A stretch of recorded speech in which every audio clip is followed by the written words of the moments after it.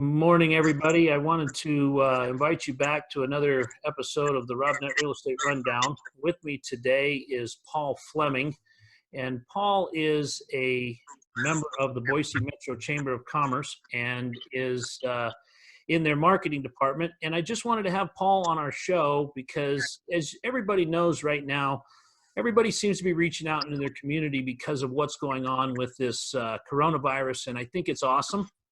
And I had the pleasure of getting together with Paul before this all started, before the madness happened and people began to do this self-distancing.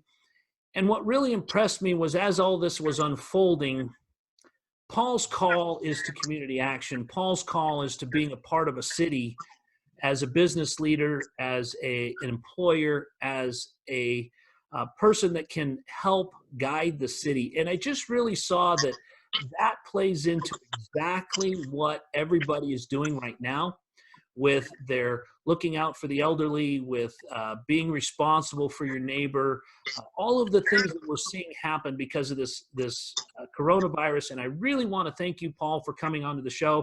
I wanted to take a minute and hear, who is Paul Fleming? So tell us about yourself. Hi, Shannon. Thanks for the time. This is an opportunity for me to learn some new technology as well as connect with you and others through this new technology. So thanks for helping me find the courage to learn some new stuff. Well, we're glad old dog, new tricks here. Yeah, so hey, I'm Paul Fleming. I'm from Washington originally. I moved to Idaho in the early 90s to run on the track and cross country programs at Boise State University.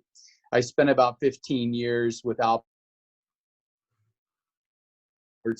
5 years with the beverage company, and I sold beer and wine and groceries for about 20 years. I worked at the 16th and State Albertsons store, and I sold beer and wine for the military. For those of you that don't know, that was the very original site that Joe Albertsons ever built, was at 16th and State. So, yep. I was a can stacker. Did you work extraordinaire. Did you work in that old building, or did you work in the new one when they replaced it?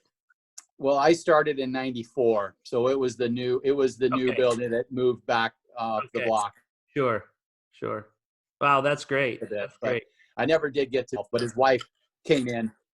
Catherine came in, and I'll never forget the time she put her hand on my shoulder when I was down stocking Campbell's soup at the bottom shelf, and she's like, "Keep up the good work, kid." And I had no idea who she was. I went up and asked Melanie Medford, the supervisor at the time at the front end, and I go, "Who was that lady?" She's like, "That was Catherine Albertson." And so wow. That's the type of people that I grew up with in the industry, was those folks that made a huge impact on this community. Right. No, and they were some cornerstones. They still are. So kind of going on. Absolutely. And they still support this community. They've got the old band is back. Yeah. I hear they're trying to go public. And that's where I shop. That's where I still bleed blue, right? Yeah, exactly. The time spent in the grocery business and the food and beverage industry helped me learn about people, helped me meet new people.